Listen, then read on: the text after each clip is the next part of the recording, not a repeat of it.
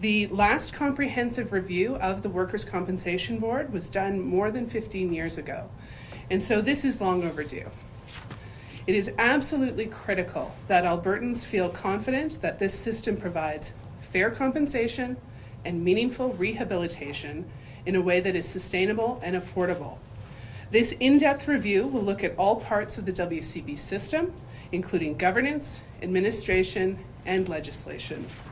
That means everything from the time it takes to process a claim to presumptive coverage for employees with post-traumatic stress disorder, just to give a couple of examples.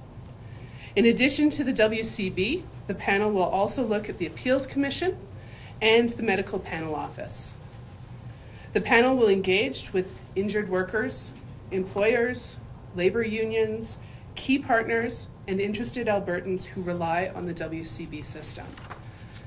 This will also include meaningful discussions with farmers and ranchers and their waged farm workers who are new to the WCB system and will have recommendations. I also want to stress that the dedicated WCB board members, staff, and other officials will be engaged in every step of the way. As Labour Minister, it's very important to me that absolutely everyone who relies on the WCB is heard through this process. Our intent in a comprehensive review is to look at the Workers' Compensation Board's governance and effectiveness, the principles of compensation, the policies of the WCB, including those related to privacy and confidentiality, as well as the transparency of processes and decision-making.